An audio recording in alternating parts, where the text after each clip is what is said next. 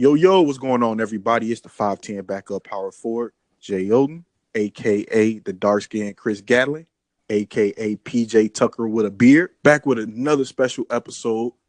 Got my homie all the way from the West Coast, California, my home, my birthplace. He's the co-host of two great podcasts, Open Run and BTG For President. He is my guy, Baylor the Great. No doubt. What's up? Man, chilling, man. You got me up early on this Sunday morning. Just got done in the gym. And we got to get up early. That's how life is. Oh, yeah. Hey, I definitely appreciate you coming on, though, my brother. No doubt, man. And then I got to get you on BTG For President or Open Run, either or. Oh, either one, man. Either one. As long as I'm vice president. Oh, yeah. I mean, it's a long list. Don't get me wrong. they we got some hitters up in there. But, yeah, you can definitely put your name in a hat. Oh, yeah. I see. I was listening to BTG For President came and talked this morning. You call yourself a rookie. In my opinion, you a vet. Well, I mean, I appreciate that. I mean, as far as having my own shows, yeah, I'm pretty much a rookie. My first year be coming up in about August or September. Okay. But I've been listening to podcasts. A lot of podcasts that I listen to say I send my own mini podcast with Inside the Feedback. So yeah. When you consider that, then yeah, I guess you can call me a veteran. But as far as running my own shows, I'm still a rookie. Oh, okay. So that means you got the Ben Simmons and I'm Donovan Mitchell. Yeah. You can say that. You can say I'll take that. That's what it is. It's all good though. I mean, I like the shows. I definitely like the topics. One of the episodes you got the pancakes versus waffles. Now, yeah, I mean that's the kind of thing that I do is I try to put some random day-to-day stuff that we might random about throughout the day or something like that, but we don't never really discuss it. Oh, I feel I need to get on there. I need to jump on that topic because I'm a French toast guy.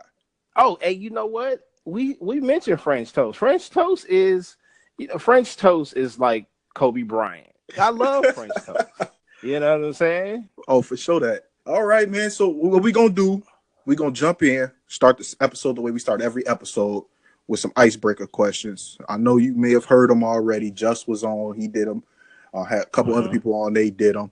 I just asked you 4 questions, let you get a little comfortable before we dive into the basketball talk. Also, let people who aren't familiar with you or are familiar with you get more insight about who you are. All right? Okay, no doubt. All right, number 1. You from L.A. What's your favorite restaurant in L.A.? Well, speaking of French toast, it's kind of hard to pick because it's like, do you pick the one that you frequently go to, or do you pick the one that you just admire or love the most just because of everything else surrounding the meals? Right. I mean, it's a couple out there. Like, I love Denny's. Me and my wife like to go on Denny's dates. You know what I'm saying? Okay. It's a joint out here called the Warehouse where, it looks over the water. Nice little spot in the marina. But, I mean, I had to go with the OG Roscoe's. Got to. Okay. Roscoe's, get them chickens and them waffles. Yeah, got to. I told Just, because Just was talking about another spot on the last episode, and he asked me if I had something like that out here in Indiana. Like I told him, I don't even think we got chickens or waffles out here in Indiana. I know. I know a few podcast people out there. What is out there? I mean, maybe I should be asking the natives out there, but what do they have out there? Well, being out here, I'm so close to Chicago. I'm right on the border of the Illinois-Indiana border. So, if you really want some really, really good food out, you're just going to make that little 45-minute trip out to Chicago, and you're going to eat out there. But it's a couple low-key gems out here. I don't want to shout them out, though. All right, so if you out, besides at Denny's, what's that drink you grabbing? What's that favorite drink? It could be alcoholic beverage or non. If I go alcohol beverages, I might have to go. My wife got me drinking wine, so Moscato. Okay. Huge Honey Jack fan. I don't drink beer, but the one that I do drink is the green apple beer. So if you look along those drinks, like I'm not a huge, like, hard liquor is not my thing. Besides the Honey Jack, hard liquor is not my thing. So mix my drinks up. I got you. Either that, I'm just gonna drink some water. That's me right there. That water. I don't drink. I mean, like I said before, when I used to drink, I was a Bombay guy. Bombay or Tanqueray, any gin. I was not any gin, But like Hendrix, Bombay, or Tanqueray, those were my drinks of preference. That sound like Bay Area stuff. You already know. This is my favorite question. And a lot of people, go with the generic answer. I got a feeling that you're about to give me something great. If you was to win $100 million, what's the first thing you buying for yourself? I'm not buying anything. I'm paying my bills off. Off top.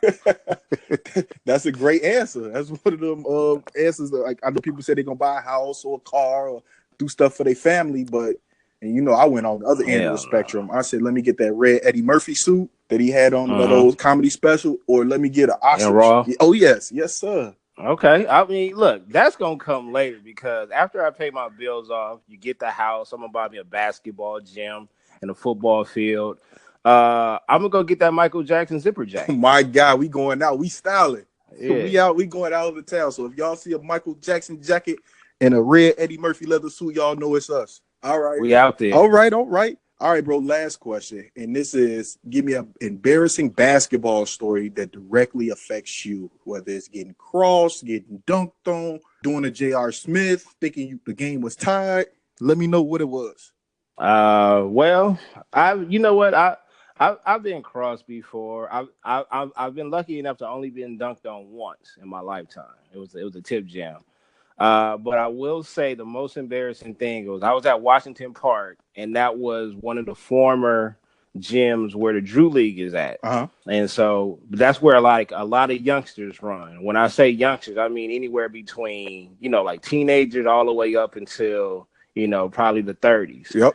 So you got cats running, and these cats run. And, I call myself, going down there and seeing not if I still had it, but to see if I could just run with the youngsters. I got on a fast break. I was literally on the opposite side of the court of the defender. It was a fast break, and I'm lollygagging to the rim. I go up for a layup. I swear, this youngster, he was in JC. At the time he went to a JC. I knew who he was. Jumped up. He snatched my layup off the backboard with two hands. Oh, he didn't even block it. He MJ Ron Mercer. Yeah, you got Mercer. Yeah. Now, if he would have slapped it out of bounds, I would have felt okay. But he literally took it out of the air with two hands. Yeah, that's time to sit down after that. Yeah.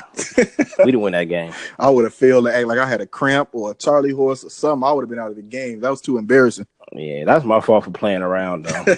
Oh, he can't catch you right now, though. If you was ready to go, it wouldn't happen like that. Oh, well, next time I'm not going to the rack. I'm pulling up like Steph on the fast break. All right.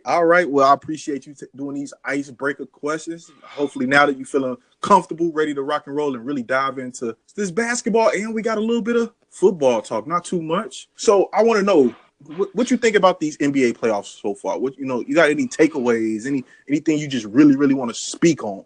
The Boston and the Boston and Cavs series was obviously it was great because it went 7.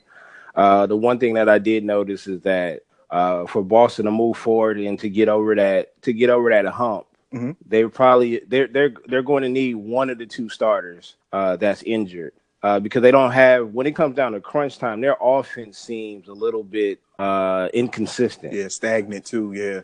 And so Jaylen Brown, which is a guy I've been looking at since he was in high school, because at being a UCLA fan, boo, we was heavy on trying to get him over there, but he went down the street to Cal. Yeah, that's definitely one of the dudes that I look to take over.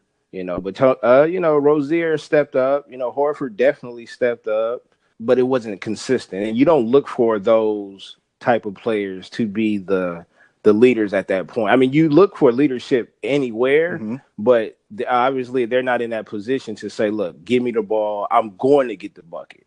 Right.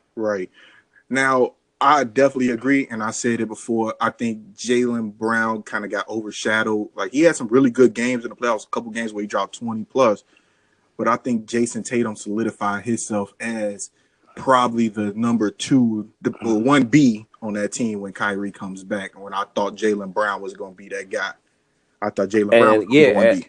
And that's the thing is because, and the reason why I didn't bring up Tatum is because we don't normally, I mean, it has happened before. We've seen it a few times, but not in this era where I'm looking for a rookie to take over in the Eastern Conference Championship Yeah. game. I'm not looking for, but it's good that he did it. So it's no excuse, because if he would have played the opposite, I would have been on his bumper. Oh yeah. Because regardless, I don't care about the rookie title when it comes to just playing. The mindset, maybe because boys, 19 years old? Yep. You know what I'm saying? But as far as playing basketball, you still a man. I don't care how old you are, how young you are. You still got to go hoop. Exactly. Now, staying with that, I got a question, and I've been asking a couple people this kind of off the air. You feel like Terry Rozier is a starting NBA point guard? Oh yeah, he could start on a few teams. Now I'm not saying, now when you want to break down teams, are you saying like a championship team or a playoff caliber team? Or are you talking about the Phoenix Suns? Oh no, of the world. I'm saying like be a significant starting point guard, like maybe like a top 10 point guard in the NBA. Like for me personally, I think he's a good player, but I see more, and I've said this before, I see more Reggie Jackson in him. Reggie Jackson was a backup point guard.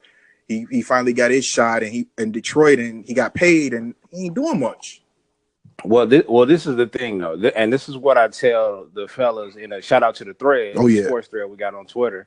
This is what I tell the fellas in the thread. I really believe this. If you watch these cats from the beginning, from high school, you can tell what type of player they are. So, like I said, I've said this story before. I've been watching James Harden since he was in high school, and he's from the city. So the things that he's doing, I'm not surprised about. So when he was coming off the bench for OKC, I'm like, he's supposed to be doing much more than that. But coming off the bench, you can't really do as much as you want to do. The load is not on you. Mm-hmm. You know what I'm saying? So when you put these cats in different roles, you have to see what it is. So we have to wait and see how it is with Tony. If they keep Rozier, we might not see him blossom. But if he goes to another team, he might, but we got to give him that opportunity. What he has shown is that he can so far. Oh yeah, he's deserving of opportunity. I never want any player to be held back. Everybody go get your money. You know what I'm saying? Work on your game and go get your money. Get your opportunity. Mm-hmm. But I just see like too much Reggie Jackson in him. I mean, he had some good games in the conference finals too, and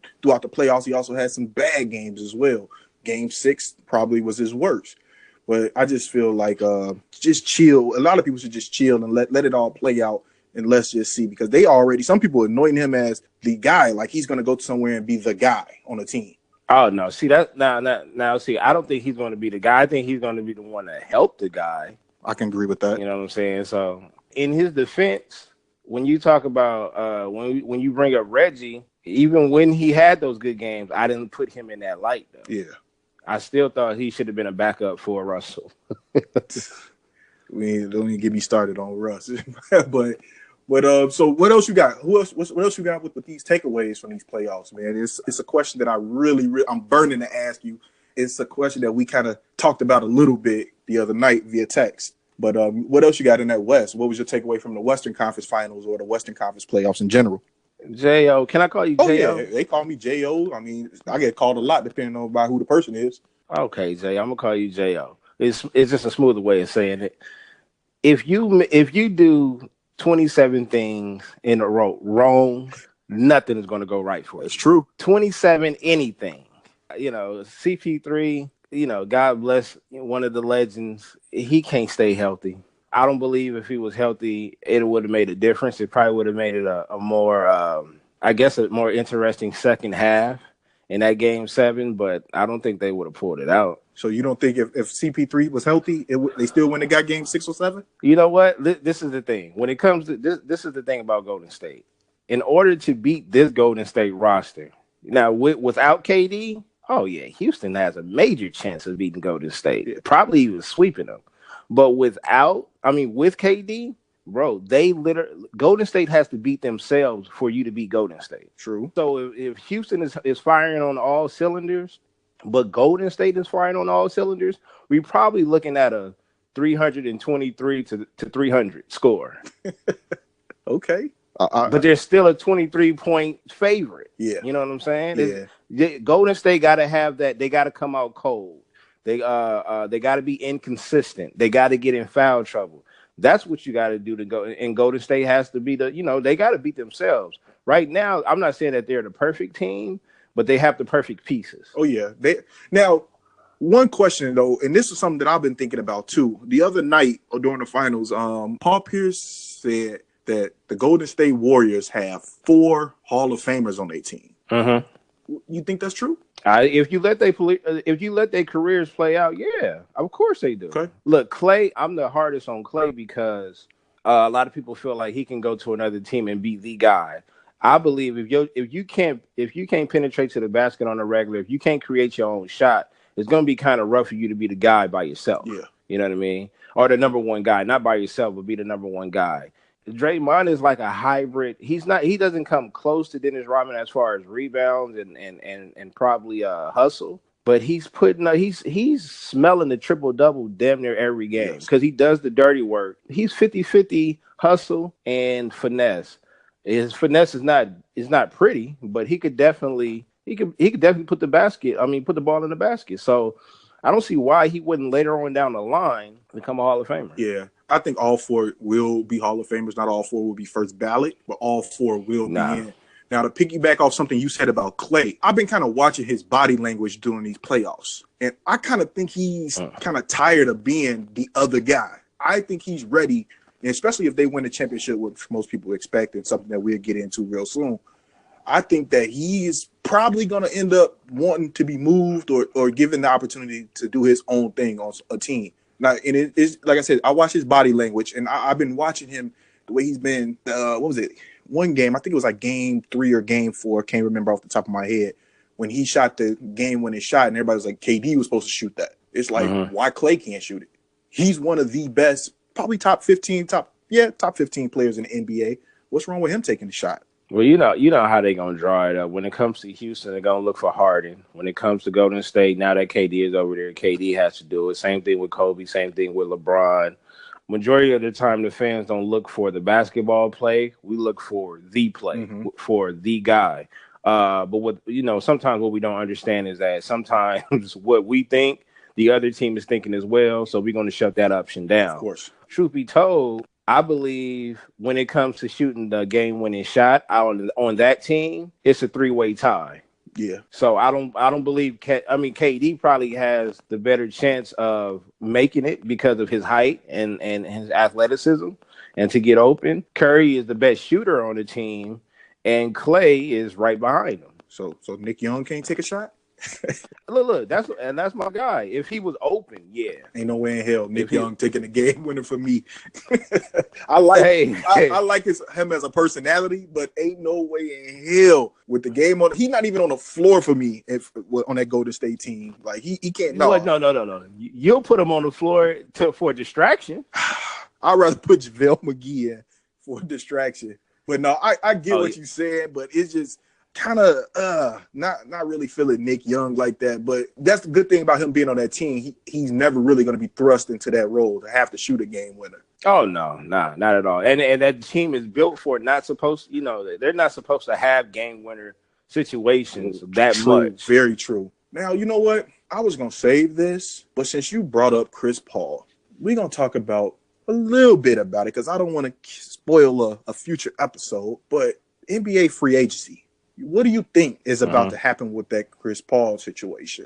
Houston they're kind of like Boston to me. Like they got a lot going on. They got a lot of pieces and certain players can be moved to, I would say, upgrade the roster. Now, just because you move players don't mean that it's going to automatically be upgraded. That upgrade could, it could fail. But they have the opportunity to move pieces. Like there's a lot of other teams, playoff caliber teams, that would probably love Chris Paul as their starting point guard.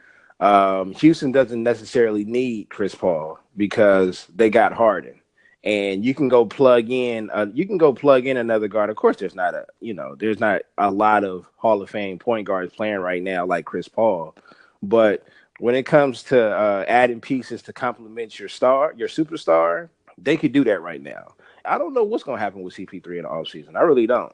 I said this early in the playoffs.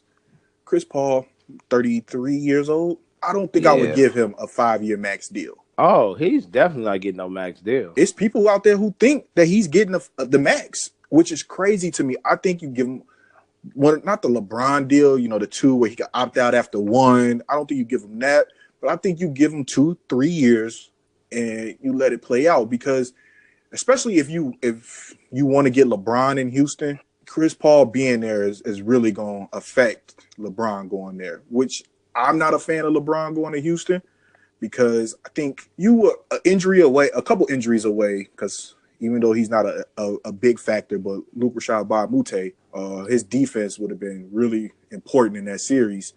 But I think you're a couple injuries away from being in the NBA Finals. And I don't think you break all that up just to add one player. Even though it is LeBron. Keep in mind, I understand it is LeBron, but you probably will have to lose Capella. You probably will have to move Eric Gordon, because I don't think LeBron taking no discounts. Oh, well, then they not. If you got to move those two pieces, Houston doesn't have a chance next year. Exactly. With LeBron, I promise you they won't have a chance. Exactly. You have to have some type of offense off the bench, and you still got PJ Tucker. You will also lose Ariza, because he's a free agent as well, and you still got that $20 million sitting on the bench and Ryan Anderson. Oh yeah, that's a bum. Ain't nobody touching that. You got a better chance trading J.R. Smith than trading Ryan Anderson. Yeah, he's definitely selling money from the league. So what do you think? What do you think happened with LeBron, and what do you think happened with Paul George? If LeBron goes to Houston, they won't need CP3 at all. It doesn't make sense to me at all. But I mean, he would be coming west, so that'd be a different thing to look at. I don't see him coming west unless he goes to the Lakers. If he stays in the East, I say the Knicks, or either stay with the Cavs. Miami is also out there because of, well, I don't know. He got a relationship with Miami. We all know that. Yeah. So I'll just throw them in the pot. As far as PG-13, I mean, I know it was a lot of speculation saying that he wanted to come home early on when he was still with the Pacers. But I don't know what he's gonna do either. I mean, as far as I'm concerned, I'm fine if I would like to see Bron leave Cleveland, unless Cleveland offers him part ownership. He doesn't have to stay in Cleveland. He doesn't have to make those fans or that organization happy anymore. He brought them what they needed or whatever. Actually, Kyrie did, but no, don't do it. Don't do it. I'll just mess with the Bron sections out there. But no, I think he should add on to his legacy. I mean, it already looked bad when he went to Miami. Yeah. But since this is a trend and stuff like that, I really like him in the Knicks jersey, bringing the Knicks back to life. Yes, when the Knicks is good, like the league is doing good. All right, I'm gonna start with this. I know people say LeBron owes Cleveland nothing. He owes the organization nothing, and a lot of people want to put the blame on Dan Gilbert. But in my opinion, Dan Gilbert has done everything LeBron has asked of him. Right. You wanted players, they made moves and got players. Actually, they tried, but they also let go of certain personnel that he wanted. They did things that he didn't like. They also tried to make up for it. No, but like, he wanted J.R. Smith paid. He got J.R. Smith paid. He wanted Tristan Thompson paid. He got paid. Yeah, I don't understand that. You got these guys paid. Now you can't move them at all. Nobody wants the player or the contracts. You're about to jump ship. Well, possibly could be jumping ship. I don't want to just say it's a definite, but you potentially could be jumping ship. You're part of the blame for this. I don't want to call it a shithole, but this bad situation in Cleveland. And for people who like to say Dan Gilbert is like the sole person who should take the blame, I think that's crazy. Well, you know what I think that is? That could very well be a mistake on Bron, but I at the same time, not to make an excuse for him, maybe it was his business side coming out and not his player side, meaning that what he's saying is maybe these players deserve to get paid, but he wasn't thinking about, well, are they going to be able to perform and earn that check? You know what I mean? But a lot of the reason that they can't perform is because of him. I know everybody jump on Russell Westbrook saying people can't play with Russell Westbrook, but it's kind of the same damn thing with LeBron. I was watching something the other night, and it was like J.R. Smith highlight tape, and J.R. Smith was a really good player. Like, not really good, but he was an effective player, won 6th Man of the Year, put up 20 points in the season. He was a scorer. The Denver Nuggets J.R. Smith was a monster. Yes, even New York Knicks J.R. Smith was no bum. 6th Man of the Year, did his thing. But now you just lowered yourself and just let yourself become less of a player by just and everything LeBron says and just standing at the 3-point line and waiting. Same thing with Kevin Love. That's kind of JR's fault, because this is the thing. When you talk about the LeBrons, when you talk about, well, there's different mindsets, and I understand that LeBron can mess up a chemistry by by his style of play. But when you talk about the Kobe Bryants and the Westbrooks and players like that, you have to, first of all, you got to surround him with certain players, and that particular player got to play with some type of confidence, regardless. True. So when you step on the floor, that's why Kyrie is who he is, because he like, look, I understand you the number one person in the world, but I feel like I'm the number one dude. And also, Kyrie probably was tired of getting sun. And if you watch the games, you see it. When you do something great, cool. And I said this in the last episode, you do something great with LeBron, great. You get a suit and a handshake. If you mess up, he scolds you, man. And that'll piss anybody off. Like, can you imagine being at your job and your boss is always, you didn't do this right. Why you ain't do this? Looking at you, making goofy faces. And I just don't like that. And that's one thing about, as a LeBron fan, aka a LeBron sexual, as some would like to call, I can admit when LeBron does goofy shit. Right. And I think that is one of the things that he does that like kind of rubs people the wrong way. Like, I mean, he could have easily, it would have been like that press conference that he did where he picked up his man purse and walked out. That's now like the meme. But he could have clowned J.R. Smith. It's players that probably would have. Yeah, but I think Bron was hurt, man. I've been criticizing LeBron his whole career. It's not that I don't like LeBron. It's more so the fans. But he wanted that game so bad because he knew how important that game was. He knew how important that game was. I think that was the most important game of his life, of his career. And nobody gives him a chance to win. So and he's listening to that. So, man, I feel him on that. I feel real bad. Like, the whole walkout, I kind of understand. I don't like how he walked out, though. It was a little too sassy for me. But I understand, like, bro, stop asking me stupid questions. You already you know how he feel inside. He just don't want to let the world know. You know what I mean? He has done it before. He has thrown his teammates under the bus before, but he's grown. And he's like, look, y'all already know about JR. Why are y'all asking me this question? Exactly. Now, my question about that whole play, and I know a lot of people want to, shit on JR and say it's JR's fault, but where the hell was Tyronn Lue? You can see clear as day Steve Kerr standing at the scores table, letting the official know, hey, if we get this rebound, we call in timeout. That's coaching. But you know what? To me, J.O. is still on JR first. You want to know why? Because he didn't know anything. But they showed him before the first free throw asking with his hands up, like, what are we doing? What's the score? I guess he couldn't look up and see the score or whatever the case was. But he threw his hands up asking, what are we going to do? Then when he shot, before Hill shot the second free throw, he threw his hands up again asking, what are we going to do? What is the plan? Like, what are we doing? And then when he got the rebound, he just dribbled out. And also in that clip, I'm going to have to send it to you. There's a moment where it's 1 second left on the clock, and you see LeBron James calling a timeout. I didn't see that because I was looking at that whole half court because I seen the guy in the corner, and I also seen the confusion coming from JR because he was like, it's like he heard all the hoopla, but he's looking at Bron. Bron's like, I want the ball, but no. He's over there opening the corner. I understand where you're coming from because it should have started from coaching, and then the chain of command, it should have came down to Bron because Bron IQ is a player coach. He is the Peyton Manning on the court. But at the same time, J.R. Smith is a grown-ass man. And if 9 other players on the court knew what was going on and he was the only one that didn't, well, I can't go straight to Ty Lue. I can't go to Bron or whatever. There's 2 free throws. You telling me you can't figure out what's going on before and after that first free throw? And then that, go back up. J.O., go back up. I don't care about KD. I don't give a shit.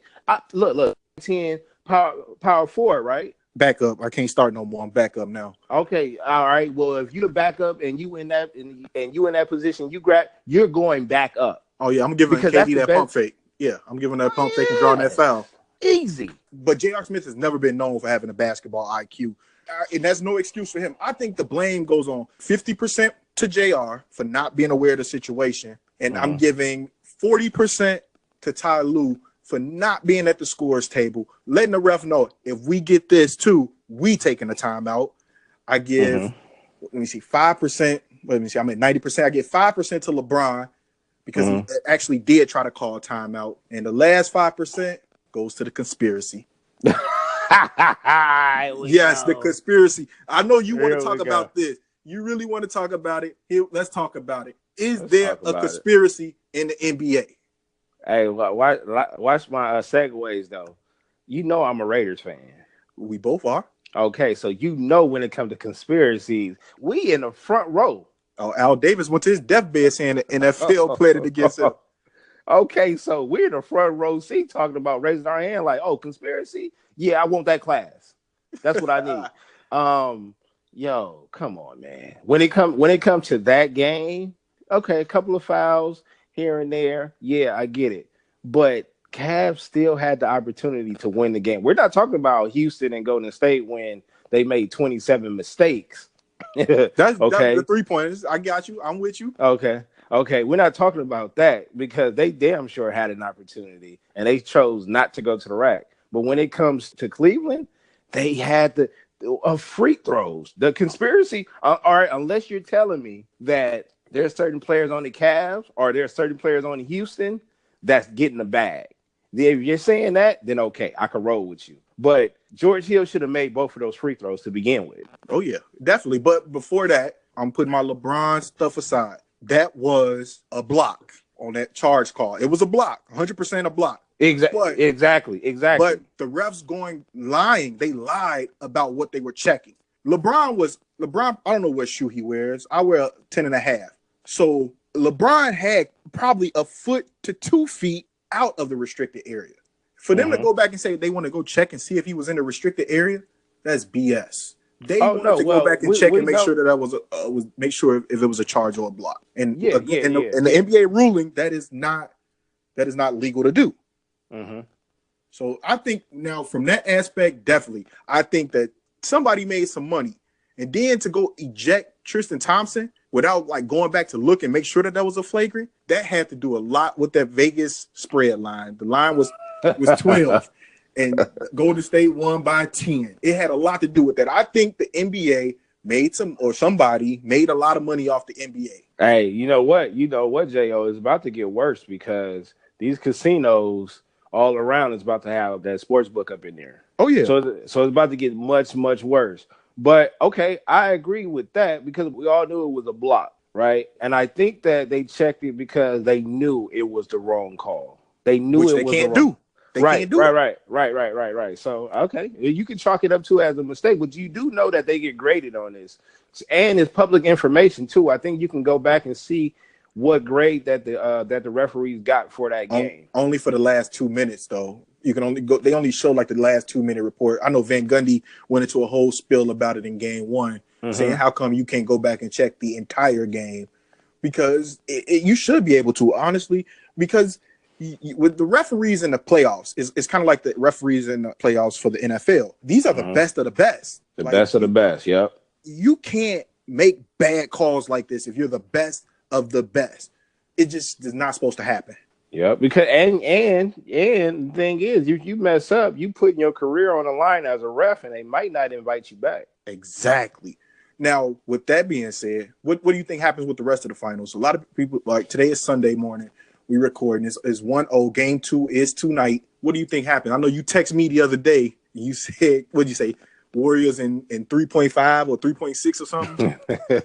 Yeah. Honestly, I've gained throughout his career, besides all the offseason stuff, besides some of the antics that he has from time to time, the crying and stuff like that, I've grown to appreciate Bron every single game, every single second that's passed in each quarter, because 15 years in the game and he's still doing this. Like, when I say he's carrying some slugs, I didn't think that this game 1 should have been that close at all. And when I say Warriors in 3.5, I'm going off of a Golden State playing perfect. I just feel like if Golden State plays perfect, nobody could beat them until Jesus comes back. So with that said, when you look at Bron's roster, you know without it, there's no way they can win. No way. It shouldn't be enough. I don't care if they played at their max and they played at their best. Like I said, best for best, if you match them up, Golden State is still gonna smack them. But I could see Bron getting like 2 games. All right, now that's exactly what I think. They're getting the game tonight. I think the NBA and the referees know, and it's part of the conspiracy. They know that they played LeBron and the Cavs out of that game 1 win. So I think that tonight they get almost every single call. I think Steph Curry, and he's gonna get when he get them little temper tantrums and start throwing that mouthpiece. Oh, he gonna hit somebody with that mouthpiece tonight. Oh yeah, them calls gonna get him. Draymond gonna get them technicals, and the NBA gonna be like, all right, LeBron, we owe you one. Here you go. Okay, now, so all right, so let me ask you this then. So do you think is it more about Bron taking over and winning the game, or do you think it's more about Vegas? I think it's more about everything. I think it's more about the NBA in whole. The NBA is scared shitless that LeBron goes to Houston because what does that lead? You think he's really gonna go to Houston? I don't think he's going. I honestly don't think he's going. History shows that most all-time great players don't play for more than 2 teams. They either play for 1 or 2 teams. He's definitely different. But I think LeBron is a historian of the game. He knows the history. He understands it. And I think that he's going to stay in Cleveland, me personally. But I think, like I said, the NBA is scared that it's a possibility. They don't want the super teams, even if he goes to Philadelphia, which I think would be a horrible idea. I could see Paul George in Philadelphia over LeBron because they don't need they already have an alpha. And Paul George, in my opinion, is not an alpha. But staying on topic, the NBA needs LeBron to stay in the East and in Cleveland. Yes, they do. And like I told you before, if LeBron really wants to buy an NBA team, I think the Cavaliers are the team he wants to buy. And he knows if he leaves and goes somewhere else, they become a really bad team. Dan Gilbert sells really low on the team, and LeBron could probably never buy the Cavs. I think the 3 teams that he would be interested in buying because of history would be, obviously Cleveland. I will also throw in Miami and the Knicks. Yeah, I don't think James Dolan would ever sell the Knicks. I don't think he'll give it up. But I'm just saying it would make I will understand why he would want part ownership in the Knicks because you're talking about a historical franchise. Miami being his second home, and then Cleveland being his number 1. Yeah, I in a way, I kind of think LeBron wishes that he could have probably got in on the Clippers because I think that would have been that would have been great for him.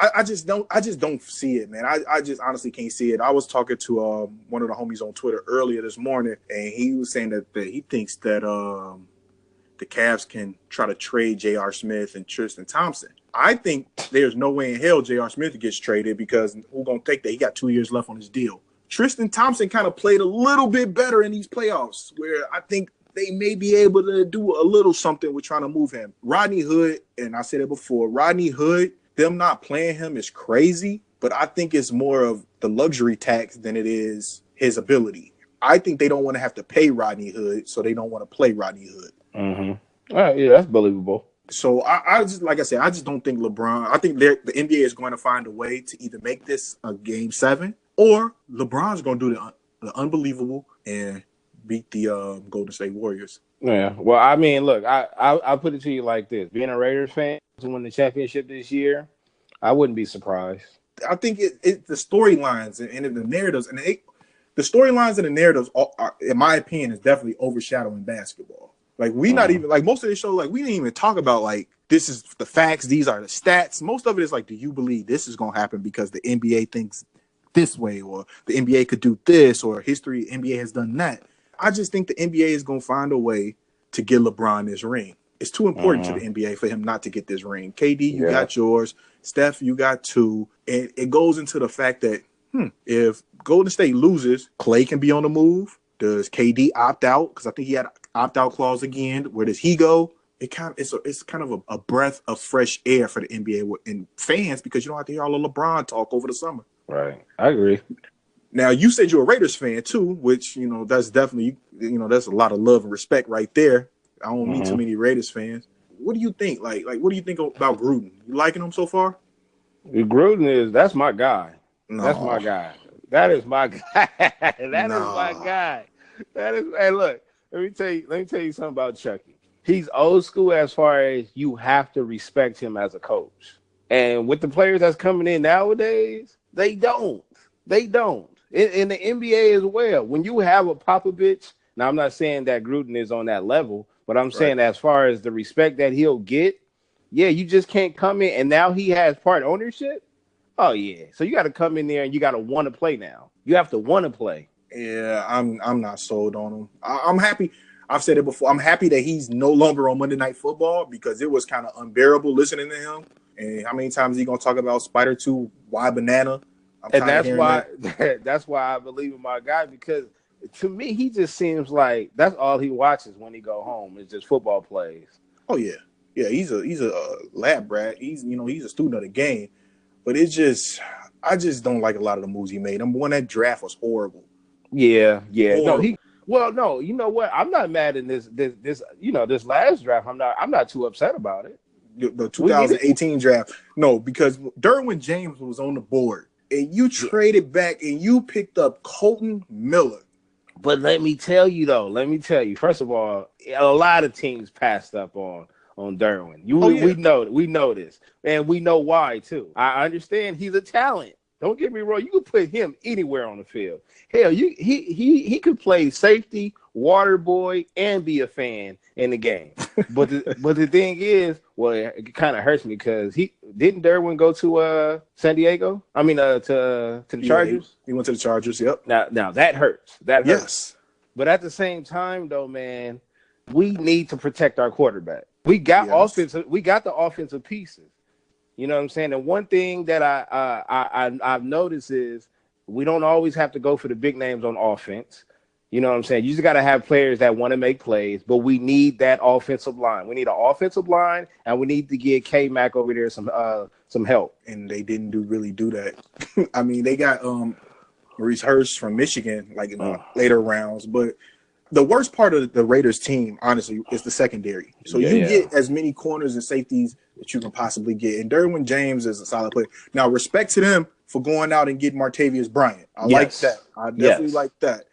But we still got like probably the worst secondary in football. The scariest thing about going to get Martavius is that he's out here in Cali where it's marijuana everywhere. So True enough. That's going to scare me. But at the same time, I'm not giving them an excuse for not helping the secondary because, like I said, nowadays you got Derwin James, but there's not too many cats out there that you don't plug in the safety position or the DB position and say, all right, go lock this up. If you have a good pass rush, then you can help those DBs out. Yeah, and they got a good pass rush. Bruce Irvin, Khalil Mack, they solid.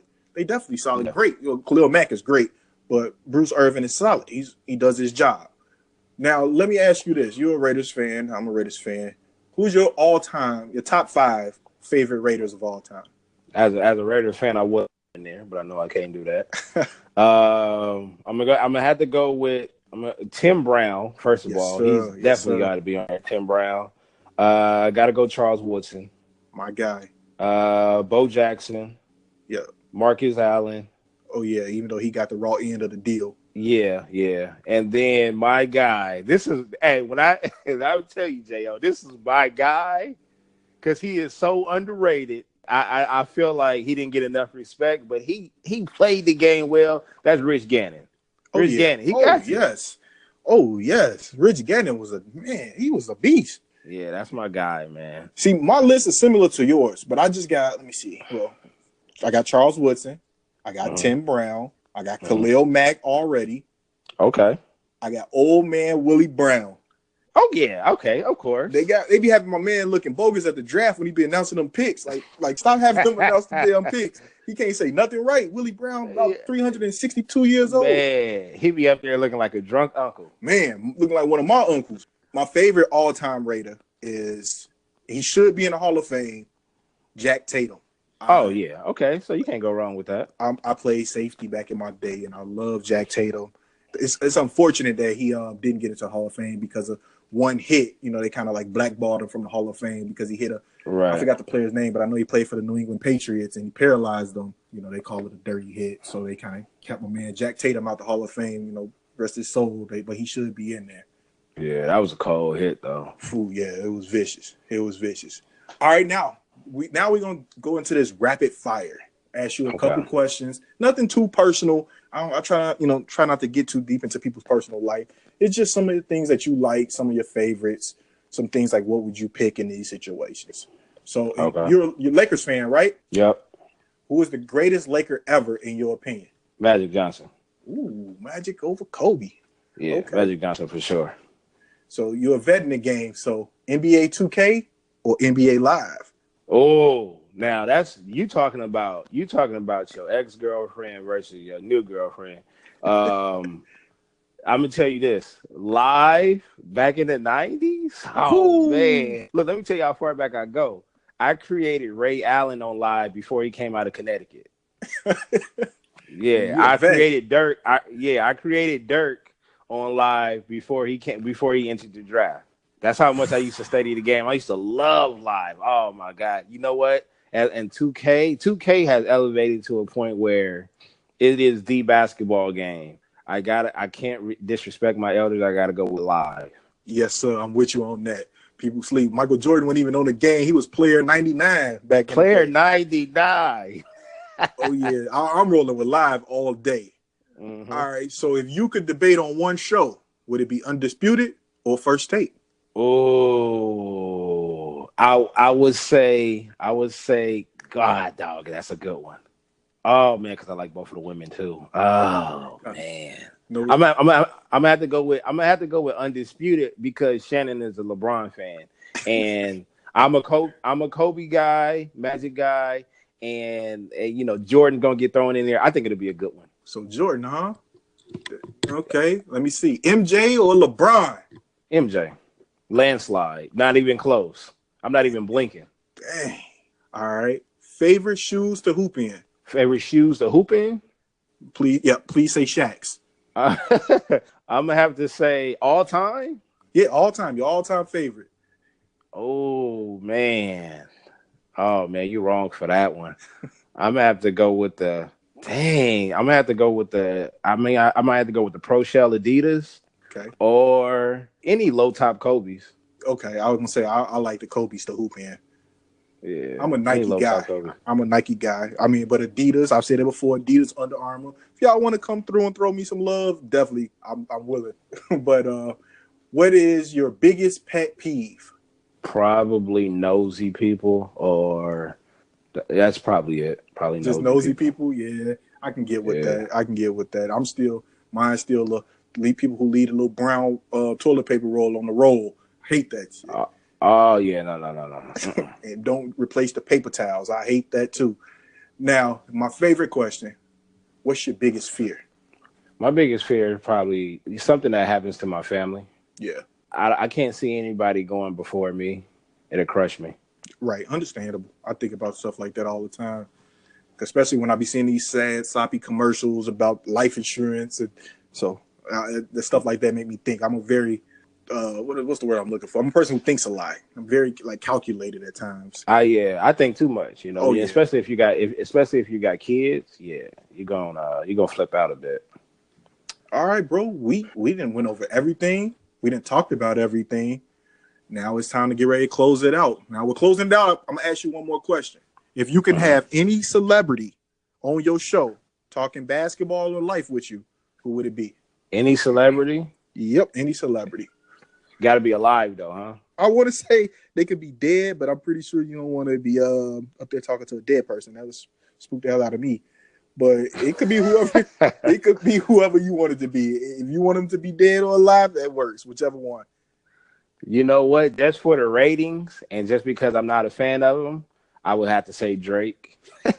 Oh no, I not would have to Drake. say Drake. So I'm guessing. Yeah. So Pusha T1 to you, huh?